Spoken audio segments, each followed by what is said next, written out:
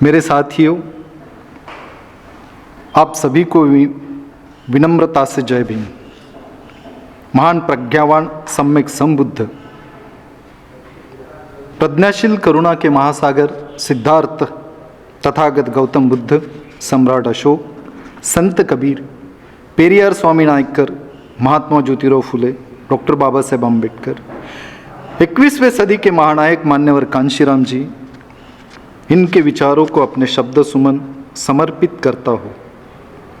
इस कार्यक्रम के आयोजक लॉर्ड बुद्धा टीवी टीम के सभी साथी को धन्यवाद देता हूँ कि आपने मुझे इस कार्यक्रम में बुलाकर अपने विचार व्यक्त करने का मौका दिया। मैं आपका सदैव ऋणी रहूँगा।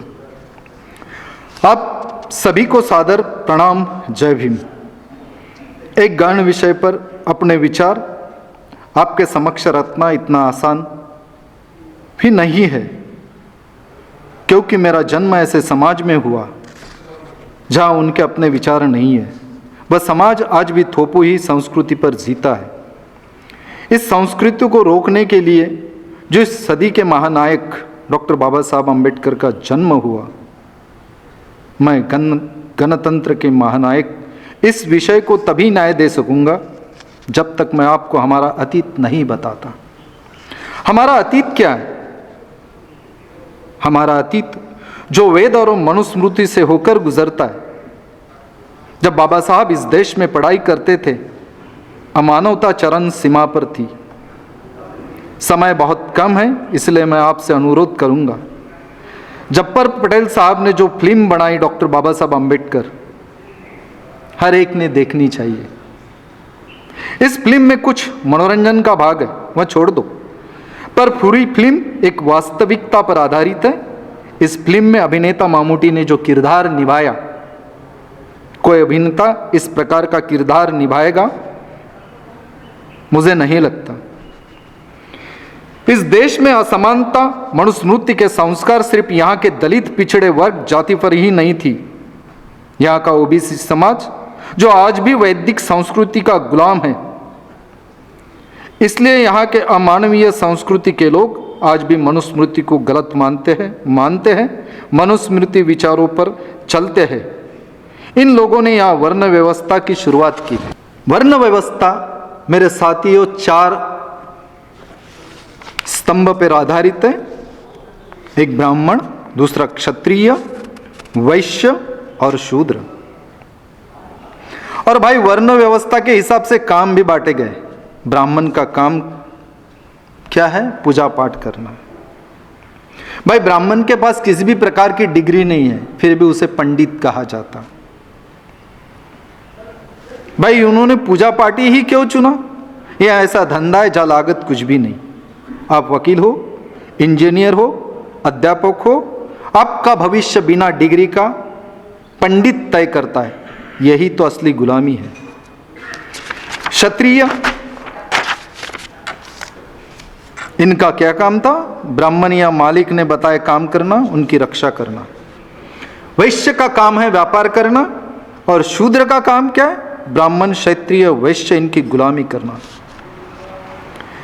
इस संस्कृति को तोड़ने के लिए तो महान सिद्धार्थ गौतम बुद्ध का जन्म हुआ, क्योंकि बुद्ध के पहले यहां वही निर्भर संस्कृति थी। वह संस्कृति क्या थी? हमें पैदा करने वाला हमारा तारणहार भगवान है। मैं विज्ञान को मानता हूं, एक सीधी सरल बात है। मैं जानवर की बात कर रहा हूं, सीधी बात कर रहा हूं। गाय और गोरा, मेल और फीमेल जब तक संभोग नहीं करते तब तक बछड़ा पैदा नहीं कर सकते। औरत और आदमी जब तक संभोग नहीं करेंगे तब तक बच्चा पैदा नहीं हो सकता। फिर आपको और मुझे भगवान या ऊपर वाला कैसे पैदा कर सकता? यह मेरा विषय नहीं है।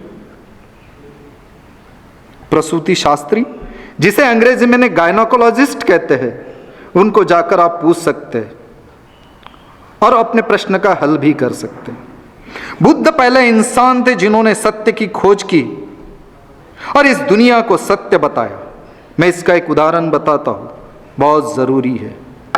बुद्ध 4 आर्य सत्य बताते हैं और मानते भी है। वह 4 आर्य सत्य क्या है?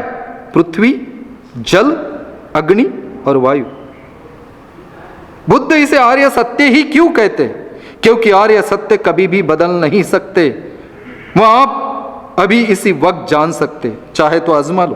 पृथ्वी जिस पर अभी बैठे हैं, हम सब जान सकते, चल हम पीकर जीते हैं वरना जिंदे नहीं होते। अग्नि जिसे हम जान सकते शायद नहीं होती तो अनाज नहीं पकता। वायु अगर वायु नहीं होता तो हम जिंदे नहीं होते।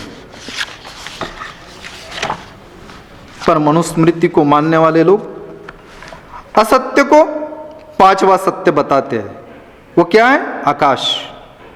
क्या हम आकाश में जा सकते और गए तो जिंदा रह सकते? बिल्कुल नहीं। कुछ भी ऊपर फेंको नीचे ही आएगा। हमारा अतीत मतलब मनुस्मृति के संस्कृति से गुजरता है। जहां इंसानों को इंसान नहीं समझा जाता था, यह परिस्थिति बाबा साहब ने भली भांति जी ली है। बाबा साहब जी ने अपने दिल में एक बात ठान ली, गुलामों को गुलामी से मुक्ति दिलानी है। इसके लिए पहले क्या किया, जिसकी जरूरत आज भी है। बाबा साहब ने पहले शिक्षा हासिल की। शिक्षा यही तो हमारी गुलामी की मुक्ति का मार्ग है, जो यहाँ की सरकारें आज भी उचित शिक्षा नहीं दे रही, वहीं चल रही घसी पिटी। मैं आगाह करना चाहता हूँ, मैं सरकार से अनुरोध करना चाहता हूँ, भाई यहाँ के नौजवानों के हाथ इस देश का भविष्य है। आप वहीं उचित शिक्षा दे जिसमें हम काबिलियत रखते हैं। अगर हमें आप शिक्षा दोगे तो हम इस देश को, इस भारत देश को अच्छा एक सक्षम भारत बनाएंगे। आप सिर्फ पॉलिटिक्स लोग ही, आप पॉलिटिकल लोग ही सिर्फ इस देश का भविष्य नहीं हो, हम नौजवान इस देश का भविष्य है। इसलिए मेरा अनुरोध इस सरकार से है कि आप एक अच्छे शिक्षा की नीति बनाए जो विदेशों में पढ़ाई जाती। वो शिक्षा अगर आप देंगे तो निश्चित एक सक्षम, अच्छा वैज्ञानिक विज्ञानवादी भारत बनेगा, वरना हम कामयाब नहीं होंगे। और बाबा साहब ने जो बात दिल में ठानी, जो बात दिल में ठानते उससे बताने की क्या जरूरत है, बस निश्चय करना जरूरी होता है। सिर्फ निश्चय से काम नहीं होता मेरे साथियों, निश्चय पूरा करने के लिए प्रयास करना जरूरी होता है। यही तो बेसिक प्रिंसिपल है एक निश्चय को पाने का। इस देश में 33 करोड़ देवी देवताएं थे, मुझे पता नहीं, लेकिन आख्यायिका है। जब 33 करोड़ थे तो किसी ने शिक्षा के लिए स्कूल कॉलेज नहीं खोले। बड़ी अजीब सी बात है। यहीं से तो बुद्ध की खोज शुरू होती है। बुद्ध कहते हैं, यही पस्सी को ओपनियों को अंजलि करनियों को। आप किसी भी चीज को स्वयं अपने आंखों से देखो, कानों से सुनो, फिर आपको लगता है यह सत्य तो उसे स्वीकार करो, अन्य स्वीकारने की जरूरत नहीं है। बुद्ध के विचारों से दुनिया इतनी प्रभावित है कि महान चक्रवर्ती राजा सम्राट अशोका ने और समकालीन राजाओं ने परिस्थिति रूप तक्षशिला विश्वविद्यालय बनाया, जो अभी पाकिस्तान में स्थापित है। नालंदा, विक्रमशिला, ओदंतापुरी जो बिहार में है, वल्लभी जो गुजरात में है, पुष्पगिरी जो उड़ीसा में है, विक्रमपुर बिहार, जगदला महाविहार जो बांग्लादेश में है, और बहुत सारे विश्वविद्यालय जहां मनोविज्ञान की पढ़ाई होती थी। और इस देश में सत्य पर आधारित शिक्षा की क्रांति शुरू हुई थी। फिर यहाँ राजा और प्रजा, तानाशाही, हुकुमशाही तैयार हुई। फिर पर प्रांतियों के आक्रमण हुए, मुगलों का आक्रमण, यहूदियों का आक्रमण। इन आक्रमणकारियों ने और यहाँ मनुस्मृति को मानने वाले लोगों ने सम्राट अशोका की धरोहर को नष्ट किया। कुछ लोगों का आज भी उस पर कब्जा है, चाहे पंढरपुर का विट्ठल मंदिर हो, चाहे बालाजी या जगतपुरी। बहुत सारे हैं जो सम्राट अशोका ने बनाए और बिना डिग्री के पंडितों ने अपने पास रखे। इस देश का असली इतिहास यह है मेरे साथियों। फिर इसके बाद ब्रिटिश आए। ब्रिटिश आने के बाद उन्होंने तानाशाह पर शिकंजा कसा, क्योंकि जीसस के मानवतावादी विचारों के वो थे। ब्रिटिश शासक ने इस देश में भौतिक शिक्षा का आरंभ किया। इस देश का भौगोलिक इतिहास बदला। एक कहावत है, कायदे के सामने सभी समान हैं। इस देश में फिर से एक अंतर्राष्ट्रीय क्रांति का आरंभ हुआ। वह क्या थी? सामाजिक, औद्योगिक और शैक्षणिक क्रांति की शुरुआत। यहाँ शिक्षा के द्वार खोले गए, यहाँ रेल आई, यहाँ इंडस्ट्री आई, यहाँ सामाजिक क्रांति की शुरुआत हुई। अंधश्रद्धा को छोड़कर विज्ञान को बढ़ावा मिला। यहाँ के उच्च वर्णियों ने ब्रिटिश के शिक्षा नीति पर अपना शिकंजा कस लिया और शिक्षा में भेदभाव शुरू किया। मेरे साथियों, मैं आप लोगों के लिए एक सवाल छोड़ता हूँ, अगर ब्रिटिश यहाँ शिक्षा नहीं शुरू करते तो क्या महात्मा ज्योतिराव फुले, मोहनदास करमचंद गांधी, बाल गंगाधर तिलक, बाबा साहेब आम्बेडकर प्राथमिक शिक्षा ले पाते? यहीं से तो उच्च वर्णियों के नीतियों की शुरुआत होती है, क्योंकि यहाँ के राजा ब्रिटिशों के गुलाम हो गए थे और फिर गुलामगिरी से ही तो मुक्ति के द्वार शुरू होते। अपने आर्थिक मुक्ति के लिए कम संख्या पे रहने वाले ब्रिटिश शासकों पर हमले शुरू हुए। जान सभी को प्यारी होती है। यहाँ के राजाओं ने विदेश से दूसरे महायुद्ध से पहले ब्रिटिश सरकार को इस देश से भगाने के लिए विदेशों से मुक्ति का आंदोलन चलाया। उसे नाम दिया स्वतंत्रता, भारत छोड़ो आंदोलन। और फिर भगत सिंह जैसे लोग तैयार हुए। हिंसा के इस आंदोलन में महू के ब्रिटिश में मिलिट्री कैंप में जिसका जन्म हुआ, सातारा में प्राथमिक शिक्षा ली, बॉम्बे से एलिमेंट्री और इंटरमीडिएट हुए। तब इस देश में यूनिवर्सिटी नहीं हुआ करती थी, इसलिए कोलंबिया यूनिवर्सिटी से बैरिस्टर हुए और फिर बड़ौदा के राजा के यहाँ अध्यापक की नौकरी की। नौकरी रास नहीं आई, बॉम्बे हाईकोर्ट से वकालत का काम शुरू किया। एक आदमी को फांसी हुई थी, उसकी फांसी कोई नहीं बचा रहा था। यहीं से तो फांसी में प्रावधान शुरू हुआ, टिल हैंग टू डेथ, मृत्यु आने तक फांसी। यह बाबा साहब की देन है इस देश को। मेरे साथियों, देश के स्वतंत्रता का आंदोलन अंतिम चरण सीमा पर था, पर यहां हमारे मुक्ति का आंदोलन 27 मार्च 1927 से चौदार तालाब से शुरू हुआ, क्योंकि हम गुलामों के गुलाम थे। और फिर पहली अंतर्राष्ट्रीय गोलमेज परिषद 12 नवंबर 1930, दूसरी 7 दिसंबर 1931, तीसरी 17 नवंबर 1932 में। इस आंदोलन में, इस अंतर्राष्ट्रीय परिषद में डॉक्टर बाबा साहब आम्बेडकर हमारी आवाज बने और फिर यहीं से हमारे गुलामी के मुक्ति का मार्ग शुरू हुआ। मेरे साथियों, यहाँ के टपोरियों ने देश को स्वतंत्रता का अखाड़ा बना दिया था, क्योंकि तुम्हारा और हमारा बाप आज तक स्वतंत्र सेनानी नहीं है। जो है आप उन्हें जानते हैं। ब्रिटिश सरकार ने इस देश को छोड़ने का निर्णय लिया था। देश किसके हाथ में देना था? देना। इसलिए तारीख 9 दिसंबर 1946 को पहली संविधानिक कमेटी बनी, जिसे कॉन्स्टिट्यूशनल बॉडी कहते हैं, जिसके अध्यक्ष थे सच्चिदानंद सिन्हा, और परमानेंट जिसे नियमित अध्यक्ष कहते हैं डॉक्टर राजेंद्र प्रसाद, और उपाध्यक्ष उसमें 2 थे, एक S Mukherjee, VT Krishnachari. Drafting committee के चेयरमैन कौन थे तो आप सभी जानते हैं। शायद ड्राफ्टिंग कमेटी के अध्यक्ष डॉक्टर बाबा साहब आम्बेडकर नहीं होते या चेयरमैन नहीं होते तो वो भारतीय संविधान आज जिस प्रकार बना है उस प्रकार कभी भी नहीं बनता था। जब ड्राफ्टिंग कमेटी के चेयरमैन डॉक्टर बाबा साहब आम्बेडकर थे तो उसी में लीगल एडवाइजर भी थे BN राव, अब्दुल कलाम आज़ाद, की Ram Gopalachari, Shyama Prasad Mukherjee, S Radhakrishnan, C Subramanian, John Matthew, Frank Anthony, AK Munshi, Sheikh Mohammad Abdullah, K Rajaram और सभी सदस्य। जब भारतीय संविधान बनना शुरू हुआ तो इनके अपने काम के सदस्यों के बाबा साहब लगातार भारतीय संविधान लिख रहे थे। जब भारतीय संविधान बनकर तैयार हो रहा था तो सभी का ख्याल उसी पे था।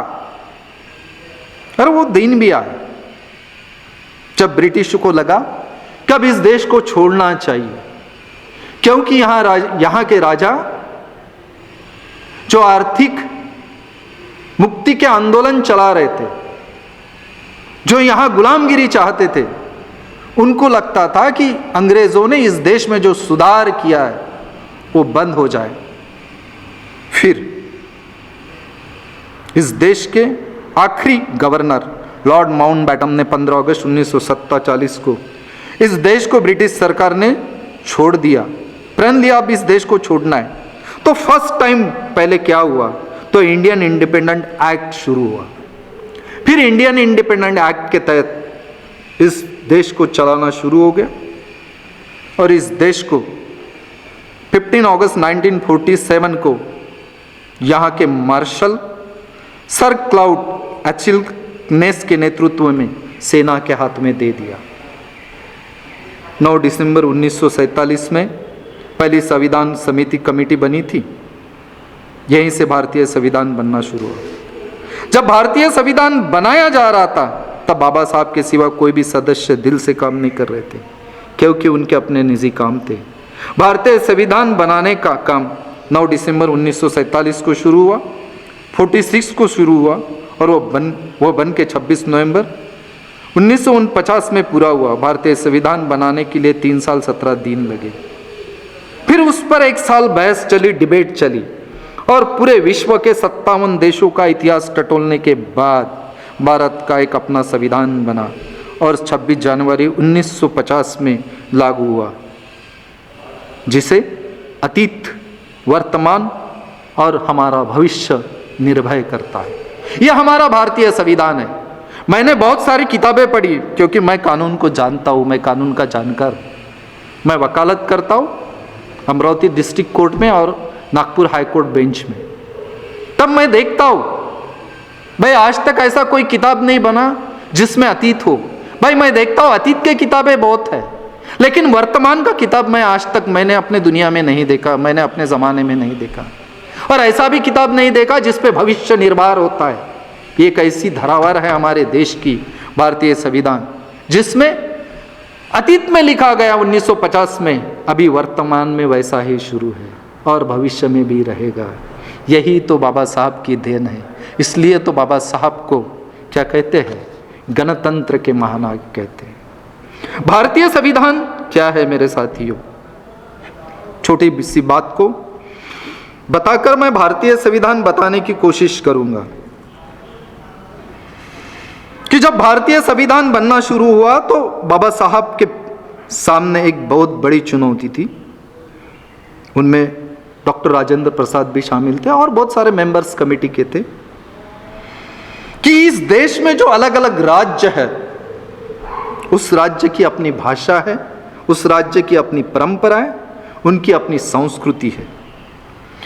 इस राज्य की सभी संस्कृति, भाषा, परंपराओं को अपनी जगह एक रखकर एक संघ भारत देश का निर्माण करना, जो सम्राट अशोका के सपनों का भारत हो, वो बाबा साहब के ऊपर आया था। क्योंकि बाबा साहब आम्बेडकर एक तो न्यायप्रिय थे, उनकी अपनी आस्था सत्य की खोज में थी। वह एक बुद्ध के तत्वज्ञान को मानते थे, क्योंकि बुद्ध एक ऐसे तत्वज्ञानी हैं जो अपने विचार लोगों पर थोपते नहीं, बुद्ध धम्म के पंचशील का जिसमें आचरण हो, ऐसा एक संविधान निर्माण करने का काम बाबा साहब के ऊपर था। बाबा साहब के विचारों में सभी जाति धर्म के लोग समान थे। वह किसी जाति धर्म पंथ पर अन्याय नहीं होना देना चाहते थे। और सबसे बड़ी चुनौती थी इस देश की आर्थिक व्यवस्था स्थिर करना, क्योंकि जब इंग्रज गए तो इकोनॉमिकल पोजीशन क्या थी आप जान सकते हैं। बाबा साहब ने इंटरनेशनल लेवल में कोलंबिया यूनिवर्सिटीज में एक थीसिस लिखा था जिसका नाम था the evolution of provincial finance in British India और प्रॉब्लम ऑफ रुपीस। जब आप एक थीसिस पढ़ोगे प्रॉब्लम ऑफ रुपीस तो पता चलेगा बाबा साहब की इकोनॉमिकल वैचारिकता, बाबा साहब क्या चाहते थे। और जब आप the evolution of provincial finance in British in India ये थीसिस पढ़ोगे तब आपको पता चलेगा कि बाबा साहब के दिल में क्या था। जब बाबा साहब काम करते थे तब मनुस्मृति अपने चरम सीमा पर थी। मनुस्मृति क्या कहती है? ढोल गवार शूद्र पशु नारी सकल ताड़न के अधिकारी। यहाँ के संत जो अभी भी है भाई, इस मुवर्रा को अपने अपने तरीके से बताना चाहते हैं, लेकिन फैक्ट ये है कि ढोल गवार शूद्र नारी सकल ताड़न के अधिकारी। क्या हमारा जन्म अन्याय अत्याचार सहन करने के लिए ही हुआ है? इस व्यवस्था को उन्होंने भारतीय संविधान से उखाड़ और फेंक दिया। जिस देश की व्यवस्था असमानता मानती है, उसको तोड़ने का पहला काम अगर किसी ने किया, सामाजिक न्याय की पहल करके, वो बाबा साहब ने किया। क्योंकि पहले का राजा अपने मां के पेट से पैदा होता था, लेकिन बाबा साहब ने जब संविधान लिखा, अब इस संविधान लिखने के बाद जो अधिकार आपको दिए, अब राजा अपने मां से पेट से नहीं पैदा होता। चाहे रंक रहो चाहे राजा, चाहे आप रईस रहो चाहे गरीब, सभी को एक समान अधिकार बाबा साहब ने दिया है। वो है होठ का अधिकार। भाई उसका सही इस्तेमाल करो, देश अपने आप बदल जाएगा। मुझे ऐसा लगता है, मेरा ऐसा एनालिसिस है कि उस होठ का दुरुपयोग होता है। अगर होठ का दुरुपयोग होता है तो हम हमारे देश के प्रति विश्वास पात्र नहीं है। मेरे जीने का मकसद यही है कि मेरा पहले देश हो, फिर मैं हूं, फिर बाकी लोग हो। अगर देश रहा तो हम रहेंगे, देश की संस्कृति रही तो हम रहेंगे। देश ही नहीं रहा तो हमारी क्या हालत होगी भाई, इसके बारे में आप सोच लो। भारतीय संविधान जब बना तो बाबा साहब का लक्ष्य मनुष्य था, और मनुष्य जब था तो बाबा साहब ने सबसे पहले काम किया इक्वालिटी बिफोर लॉ, कायदे के सामने सभी समान। इक्वालिटी बिफोर लॉ जब बना तो बाबा साहब ने भारतीय संविधान का प्रीएम्बल बनाया। प्रीएम्बल में मेरे साथियों 1 साल बहस चली कि भाई बाबा साहब आपने इसमें जस्टिस लिखा तो क्यों लिखा, इकोनॉमिकल डेवलपमेंट लिखी तो क्यों लिखी। हमारा प्रीएम्बल क्या कहता है? हम भारत के लोग, भारत का एक संप्रभु लोकतांत्रिक गणराज्य बनाने और इसके सभी नागरिकों को सुरक्षित करने के लिए दृढ़ संकल्प लेते हैं।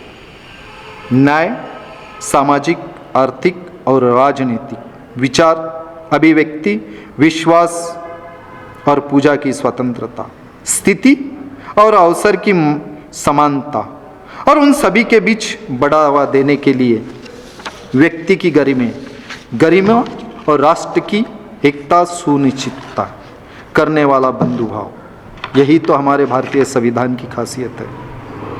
ऐसा भारतीय संविधान जब बाबा साहब ने बनाया था तो ओरिजिनल भारतीय संविधान 395 आर्टिकल्स का था। अभी उसमें बहुत सारे अमेंडमेंट्स हुए, अभी वो 4448 आर्टिकल्स का बना है। भारतीय संविधान हमें क्या देता है? न्याय, सामाजिक, आर्थिक, राजनीतिक के माध्यम से प्राप्त करने की एक अनुमति देता है। हमारा प्रीएम्बल का लक्ष्य क्या है? आदर्श यानी न्याय, स्वतंत्रता, समता और बंधुत्व को प्राप्त करने के लिए इस देश को चलाने की कोशिश, और राज्य के जो अपने अपने वेलफेयर से राज्य के विचार को समाविष्ट करके, जिसमें भारत कॉलोनियम शासक के तहत वंचित था, अलग अलग राज्य को एक जगह लाकर एक संविधान बना। जब संविधान बना तो बाबा साहब ने जब आर्टिकल 1 उसमें डाला तो भारत में बहुत सारे अपने विचारों के लोग हैं। कोई चाहता है हिंदुस्तान, कोई चाहता है खालिस्तान, कोई और चाहता है, जिनके अपने विचार हैं। लेकिन अगर ऐसा हुआ तो इस देश के क्या हालत होंगे, मैं आप पे छोड़ता हूं। जब बाबा साहब ने आर्टिकल 1 लिखा तो बाबा साहब ने आर्टिकल 1 में पूरे राज्यों के लिए एक गाइडलाइन दी। इंडिया मीन्स भारत और भारत मीन्स इंडिया। ये सभी राज्य के लिए है, मेरे अकेले के लिए नहीं। अभी मैं इस देश के आदरणीय पंतप्रधान जी को धन्यवाद देता हूँ कि वो अभी हमेशा भारत कहते हैं, इसलिए मैं उनको धन्यवाद भी देता हूं। हमारा संविधान क्या है यह जानना बहुत जरूरी है। संविधान का सर्वोच्च विधि है यह सरकार, राज्य, संस्थानों के मौलिक संहिता, संरचनाओं के प्रतिक्रिया, शक्ति और कर्तव्यों का सीमाकलन करने वाले ढांचे का विवरण देना। मैं इसमें मौलिक अधिकार, राज्य के नीति निर्देशक सिद्धांत और नागरिकों के कर्तव्य भी शामिल हैं। संविधान मानव अधिकारों के दुरुपयोग को रोक सकता है, धर्मनिरपेक्ष है। क्या बहुत सारे लोगों का कहना है भारतीय संविधान में बदलाव नहीं हो सकता, लेकिन मैं कहता हूं भारतीय संविधान में बदलाव हो सकता है। और बदलाव हुआ है तभी तो भारत का संविधान 395 परिशिष्ट का था, अभी वो 447 परिशिष्ट का बना है। बहुत सारे लोगों का कहना है कि भारतीय संविधान बाय कॉपी पेस्ट है। वो कॉपी पेस्ट नहीं है। मैं आप लोगों को आगाह करना चाहता हूं, बताना चाहता हूं, Britain, America, Australia, Canada, Ireland के संविधानों के विशेषताओं को आधार लिया गया। भाई अच्छी अगर बात अमेरिका, ऑस्ट्रेलिया, कनाडा, आयरलैंड इनके संविधान में अच्छी बात अगर है, वो अच्छी बात अगर भारतीय संविधान में ली जाती तो बुरा क्या है? मैं वही तो चाहता हूं, हमारे लोग वही तो चाहते हैं कि संविधान में अच्छी बात हो। लेकिन कुछ निर्मट लोग कहते, जो भी कहते हैं वो उनकी अपनी बात है, लेकिन मैं चाहूंगा कि भाई अगर अच्छी बात इसमें दाखिल की है तो उसमें बुरा कुछ नहीं है। भारतीय संविधान का आर्टिकल 14 हमें क्या बताता है? समानता का अधिकार देता है। क्योंकि मैंने अपना अतीत बताया, अतीत के बगैर हम अधूरे हैं। अतीत क्या था? असमानता थी, पारतंत्रता थी, गुलामी थी। और अभी भारतीय संविधान आने के बाद समानता है, इक्वालिटी है। भाई आर्टिकल 15 हमें क्या देता है भारतीय संविधान का? सामाजिक, सिविल, राजनैतिक, आर्थिक, कानूनी और प्राकृतिक लोकतांत्रिक गणराज्य के रूप में गठित करने और अपने सभी नागरिकों को न्याय देने का काम, जिसमें सामाजिक, आर्थिक और राजनीतिक को सुरक्षित करने का संकल्प लिया है। विचार, अभिव्यक्ति स्वातंत्र्य, विश्वास और पूजा की स्वतंत्रता, स्थिति और अवसर की समानता, यह भारतीय संविधान हमें देता है। भाई जिन्होंने भारतीय संविधान आज तक पढ़ा नहीं, वही संविधान बदलने की बात करते हैं। वो अपनी उनकी विचारधारा है, लेकिन हमें जरूरत नहीं है। भारतीय संविधान में मौलिक अधिकारों के 6 भागों के तहत इस प्रकार का समूहित किया गया है। एक समानता का अधिकार, स्वतंत्रता अधिकार, शोषण के खिलाफ के अधिकार, धर्म की स्वतंत्रता के अधिकार, सांस्कृतिक और शिक्षाओं के अधिकार, संवैधानिक उपचार का अधिकार। सिर्फ ये अधिकार हमें नहीं देते तो आदरणीय हमारे पंतप्रधान कहते हैं मोदी जी की गारंटी। अरे भाई मोदी जी की गारंटी नहीं है, ये गारंटी इंडियन कॉन्स्टिट्यूशन की है, भारतीय संविधान की गारंटी है। बाबा साहब आम्बेडकर भारतीय संविधान लिखकर इस देश की अस्पृश्यता जड़ से उखाड़ फेंकी है। अस्पृश्यता उखाड़ने का काम किसने किया है? तो हमारे भारतीय संविधान ने किया है। भारतीय संविधान सिर्फ यही नहीं रुकता है।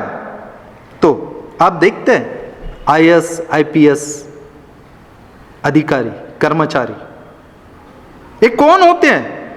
इन्हें नौकरियां दी जाती। इसमें भी बाबा साहब आम्बेडकर जी ने रिजर्वेशन क्रिएट किया है। आप आईएएस बनो, आईपीएस बनो। सिर्फ यहाँ के मनुवादी लोग आईएएस ऑफिसर, आईपीएस नहीं बन सकते। तो हर जाति का आदमी, पिछड़े वर्ग का आदमी, ओबीसी का आदमी, हर जाति का आदमी एडमिनिस्ट्रेटिव पोस्टिंग पे जा सकता है। पर क्या हुआ है? जो एडमिनिस्ट्रेशन पे जाता है उसकी नियुक्ति गवर्नमेंट करता है। गवर्नमेंट कौन होता है? जो पार्लियामेंट में बैठे हैं। गवर्नमेंट कौन होते हैं? जो विधानसभा में बैठे हैं।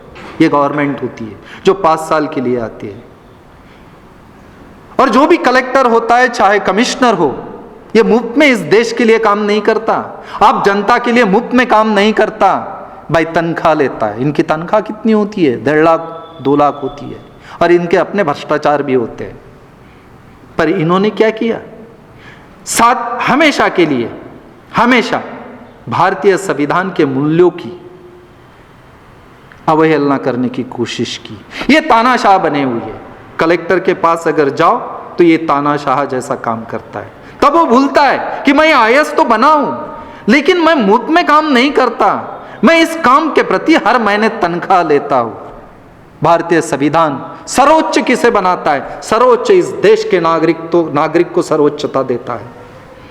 पर यहां का कलेक्टर, कमिश्नर, यहां का जो भी एडमिनिस्ट्रेटिव ऑफिसर है, वो अपने आप को सर्वोच्च समझता है। आपने देखा होगा कि जो सनदी अधिकारी है जिनमें रिजर्वेशन है, कॉलेज, स्कूल, यहां पर भी रिजर्वेशन है। ये रिजर्वेशन कौन देता है? सिर्फ रिजर्वेशन एससी और एसटी के लिए नहीं है मेरे साथियों, यहां का ओबीसी भी रिजर्वेशन लेता है। यहां का एससी, एसटी, ओबीसी ही सिर्फ रिजर्वेशन नहीं लेता, तो 50% रिजर्वेशन यहां का ओपन कास्ट का इंसान लेता है। लेकिन वो उंगली दिखाते कि एससी को रिजर्वेशन मिलता, एसटी को रिजर्वेशन मिलता, ओबीसी को रिजर्वेशन मिलता। तब वो भूल जाते हैं कि भाई प्रति 50%, 50% रिजर्वेशन के हकदार कौन है? तो यहां के ओपन कास्ट कैटेगरी के लोग हैं। भारतीय संविधान ने क्या किया? हर राज्य के लिए एक डायरेक्टिव प्रिंसिपल बनाया, उसकी पॉलिसीज है। जो पॉलिसीज आप भारतीय संविधान खोलकर पढ़ सकते हैं, वो बताने की जरूरत नहीं है। जब भारतीय डायरेक्टिव प्रिंसिपल्स बने तो उस प्रिंसिपल के तहत राज्य ने काम करना चाहिए। कभी कभी अपने निजी कारण के लिए भाई यहाँ की स्टेट गवर्नमेंट, यहाँ के राज्य की गवर्नमेंट लाडली बहन जैसी योजना लाती है। वो क्या करते हैं? उनकी एक अपनी नीति है, चाहे कुछ भी हो जाए। भाई इस देश का पॉलिटिक्स हमारे हाथ से नहीं निकलना चाहिए, हमें इस देश के राजे बन के रहना चाहिए। भाई गरीब इस देश का राजा नहीं बनना चाहिए, और राजा बनने के लिए अगर कुछ भी करना पड़े तो करने की कोशिश करते हैं। उसका एक निजी उदाहरण है, आपको बताता हूँ। अभी दिल्ली में इलेक्शंस है। आप गवर्नमेंट ने 2100 रुपये देने की पहल की है, वो 2100 देना चाहते हैं। महाराष्ट्र में इलेक्शन हुआ है, लाडली बहन के तहत गवर्नमेंट ने कितने दिए आपको अच्छे से पता है। तो क्यों भाई ये सब क्यों होता है? भाई अपने जेब से आप पैसे देते हैं। मैं तो आपसे अनुरोध करूंगा यहाँ के आमदार खासदारों से, कभी आप तो कहो कि मैं अपने महीने का तनख्वाह किसी गरीब कुचले दबे कुचले लोगों के दे देता हूँ। भाई आपको जो पेंशन मिलती है, डबल पेंशन, ट्रिपल पेंशन, जो भी पेंशन, जितने बार चुनाव जीतते उतने बार पेंशन मिलती है, क्या आप गरीबों में बांटते हैं? नहीं बांटते। जब नहीं बांट सकते तो फिर इस देश को बांटने का काम क्यों करते? मेरे आपसे प्रार्थना है, जो हमारा संविधान कहता है बस उस संविधान के नीतियों में काम करो। बाबा साहब यहीं नहीं रुके। जब बाबा साहब ने भारतीय संविधान बनाया तो मेरे साथियों, उनको पता था कि पहले का न्याय राजा करता था। राजा के दिल में आया, जिसे फांसी देना है वो उसे फांसी देते थे, जिसे सूली पे चढ़ाना है उसे सूली पे चढ़ा देते थे। लेकिन अब ऐसा नहीं होता। लेकिन कुछ लोगों का अभी भी मानना है वही बस न्यायाधीश होते हैं। भाई भारतीय संविधान ने न्याय प्रणाली अलग से बनाई है। हम न्याय देने वाले कौन होते हैं? न्याय देने के लिए न्याय व्यवस्था बनाई है। अगर आप तालुका प्लेस में जाओ तो जेएमएफसी कोर्ट होता है, डिस्ट्रिक्ट लेवल पे जाओ डिस्ट्रिक्ट कोर्ट होता है। यहाँ न्याय नहीं मिला तो उच्च न्यायालय होता है, वहां नहीं मिला तो सर्वोच्च न्यायालय होता है। आपको लगता है सर्वोच्च न्याय में भी आपके साथ न्याय नहीं मिल सकता तो आप फुल कमेटी के सामने भी न्याय मांग सकते। प्रावधान भारतीय संविधान में है। और ये लेने के लिए क्या आपको पैसा खर्चने की जरूरत है? बिल्कुल नहीं है। भारतीय संविधान का आर्टिकल 226 आप पढ़ लो। मैं दिल से कह रहा हूं, पढ़ना तो आपके हाथ में, किताब तैयार है, अब जब भारतीय संविधान का आर्टिकल 26 मुफ्त में बिना पैसे का आप रीट पिटीशन दाखिल कर सकते हो, यह बाबा साहब की देन है। अगर बाबा साहब तब अगर चाहते थे तो लिख सकते थे कि भाई तुमको अगर रीट दाखिल करनी है तो इसके लिए इतनी इतनी फीस देनी पड़ेगी। पता था बाबा साहब को इस देश की इकोनॉमी, क्योंकि जब प्रॉब्लम ऑफ रूपीज लिखा था तब बाबा साहब ने उसमें लिखा इस देश की आर्थिक नीति अंग्रेजों के सामने रखी है। पता था बाबा साहब को कि यह देश गरीब रहने वाला है, यहां गुलामों को गुलाम रखने वाले लोग पैदा होने वाले हैं। इसलिए बाबा साहब ने आर्टिकल 226 में लिख दिया यहां का दबा कुचला इंसान भी रीट दाखिल कर सकता है। रीट दाखिल करने के प्रकार होते हैं, एक तो रीट आप जो न्यूज रोज पढ़ते हैं पेपर में उससे भी दाखिल होती, या फिर आप एक पोस्ट कार्ड ले लो, उसमें आपकी समस्या लो, आप भेज दो हाई कोर्ट में, हाई कोर्ट के जस्टिस के नाम से रीट दाखिल हो जाएगी अगर उनको लगता है तो। और फिर पार्टी कौन होगा? वो राज्य का मुख्यमंत्री या राज्य का एडमिनिस्ट्रेटिव ऑफिसर। यह भारतीय संविधान की खासियत है, देन है। बाकी जगह ये नहीं होता। क्यों नहीं होता? वहाँ की इकोनॉमिकल डेवलपमेंट बहुत सारी है, वहाँ एजुकेशनल डेवलपमेंट है, वहाँ के लोग जानते हैं, उस देश पे प्रेम करते हैं। लेकिन हमारे लोग अपने देश से प्रेम नहीं करते क्योंकि वो असत्य को खोजना चाहते। लेकिन बाबा साहब की खोज सत्य की है। भारतीय संविधान सत्य पे आधारित है। आप अगर चाहे तो मैं आपको बताऊंगा केशवानंद भारती विरुद्ध केरल राज्य 1973 SSC 225 में एक जजमेंट आया है जो सर्वोच्च न्यायालय ने दिया है। सर्वोच्च न्यायालय क्या कहता है कि इस देश का मौलिक अधिकार जो है वो सर्वोच्च पद पे है। हमको किसी को भी अपने मौलिक आधार के तहत, जाति के आधार के तहत रोक नहीं सकते, चाहे कोई भी गवर्नमेंट हो। इसके लिए कोर्ट के दरवाजे खुले हैं, कोशिश करो कोर्ट में जाने की। पर बाबा साहब यही नहीं रुके, तो बाबा साहब ने क्या किया भारतीय संविधान में?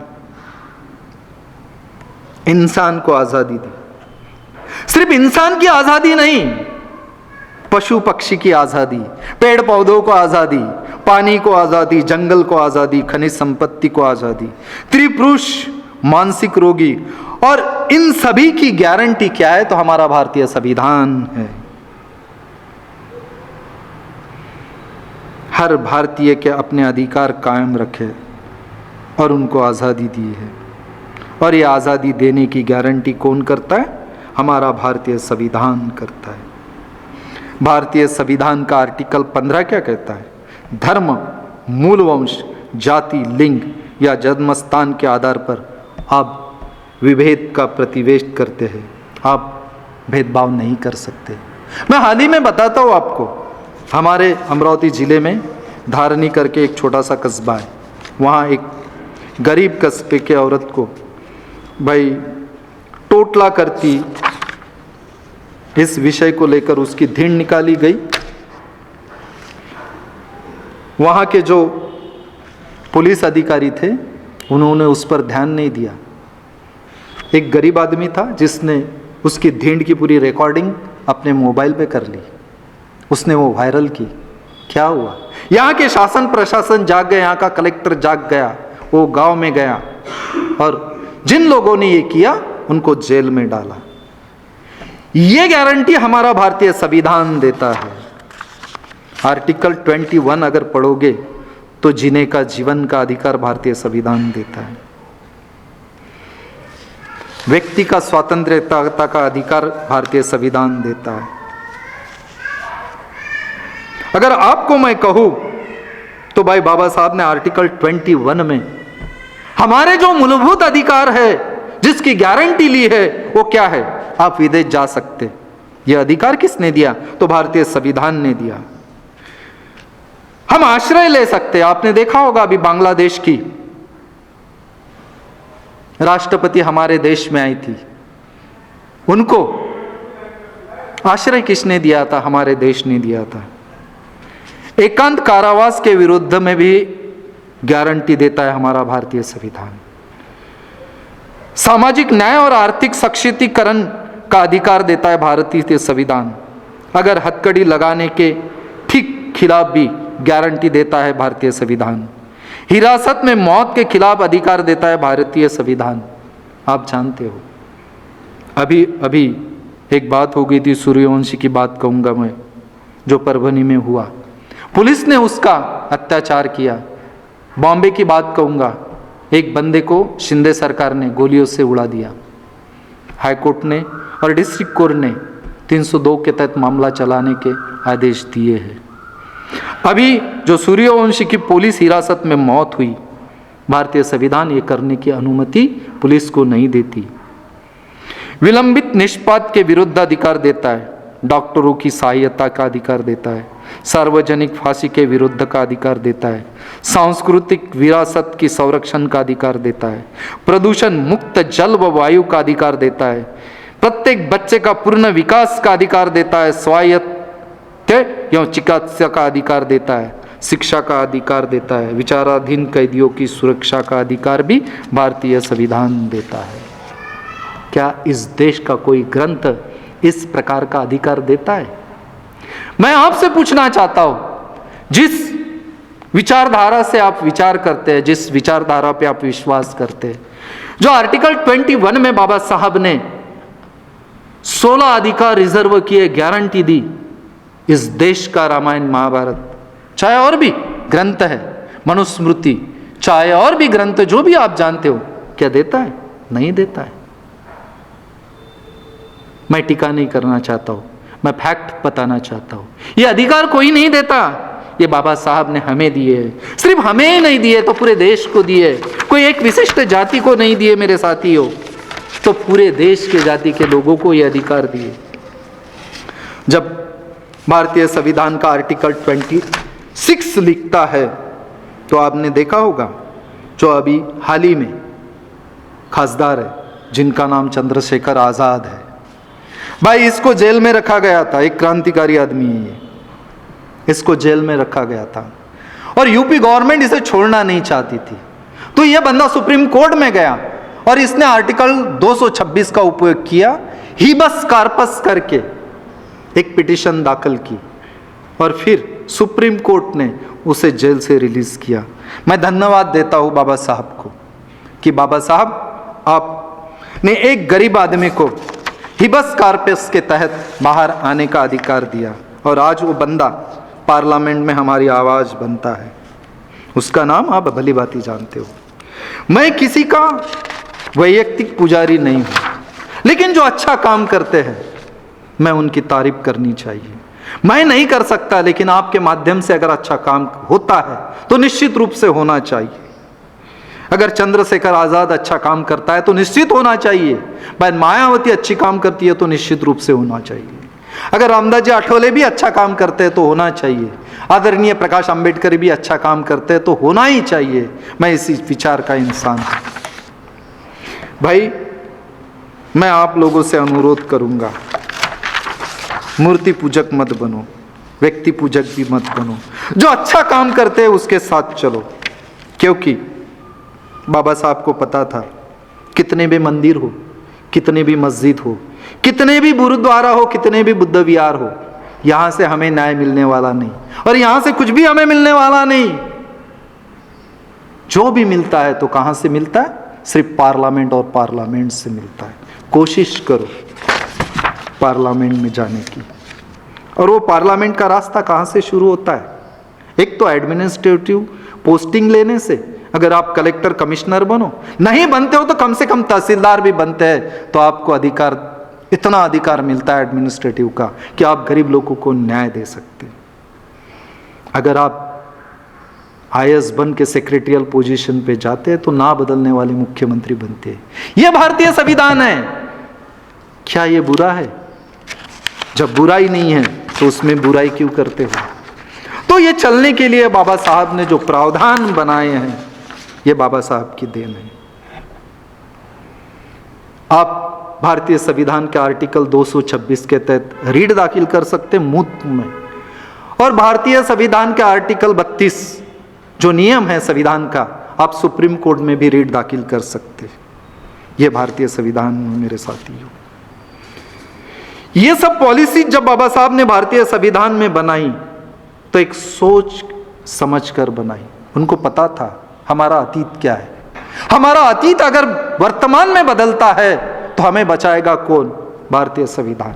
अगर यहाँ की सरकारें हमें नहीं बचाती है तो हमें बताएगा कौन? यहाँ की कानून व्यवस्था। और कानून व्यवस्था बताने के लिए ये प्रावधान किसने किए? डॉक्टर बाबा साहब अम्बेडकर ने किए। और ये प्रावधान अगर भारतीय संविधान में नहीं होते तो आज जो गणतंत्र हम मना रहे वो गणतंत्र शायद ही मनाते थे। इसलिए मैं दिल से कहता हूं और दिमाग से भी कहता हूं, भाई इस गणतंत्र के महानायक कौन है? तो सिर्फ और सिर्फ डॉक्टर बाबा साहब अम्बेडकर है। मैं उनके प्रति नमन करता हूं। सिर्फ मैं यही नहीं रुकता, तो बाबा साहब अम्बेडकर जी को जिन्होंने सहायता की, चाहे डॉक्टर राजेंद्र प्रसाद हो, चाहे गांधी जी हो, चाहे नेहरू जी हो, चाहे वल्लभ भाई पटेल हो, चाहे और भी उनके जो भी साथी हैं, उन्होंने जो सहायता की ये भारतीय संविधान निर्माण करने के लिए, उन सभी को मैं धन्यवाद देता हूं कि आपने इस नायक को निर्माण किया जिसका नाम डॉक्टर भीमराव अंबेडकर है। आपने मुझे सुना, मैं आप सभी लोगों को धन्यवाद देता हूं। और मैं जाते जाते आप लोगों से अनुरोध करता हूं, चिल्लाने से कुछ नहीं होने वाला है, कितने भी मोर्चे निकालो। अन्याय करने वालों से अगर आप न्याय की गुहार लगाओगे तो न्याय मिलने वाला नहीं है। इसलिए बाबा साहब ने आपको एक सीधा रास्ता बताया, जाओ अपने घर के दीवारों पे लिख लो तुम्हें इस देश की शासन करती जमात बनना है। बस इतना सोचो समझो, चाहे एडमिनिस्ट्रेशन से चलो चाहे पॉलिटिक्स से जाओ, लेकिन जाओ। मैं आपसे कहूंगा कि आपने एडमिनिस्ट्रेशन हाथ में लेना चाहिए, आपने पार्लियामेंट हाथ में लेना चाहिए, और बाबा साहब ने जो बुद्ध धम्म अपनाया है उसका पालन करके इस देश को सुरक्षित समृद्ध भारत बनाना चाहिए। तभी हम सभी लोग इस गणराज्य के महानायक को सही मायने में याद करते रहेंगे। मैं धन्यवाद देता हूँ डॉक्टर बाबा साहब अम्बेडकर जी को, जिन्होंने ये भारतीय संविधान लिखकर भारतीय संविधान के गणनायक बने, भारतीय संविधान के महानायक बने। थैंक यू, जय भीम।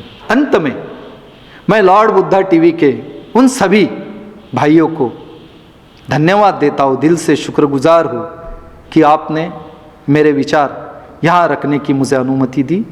थैंक यू, जय भीम, जय भारत। आप देख रहे हैं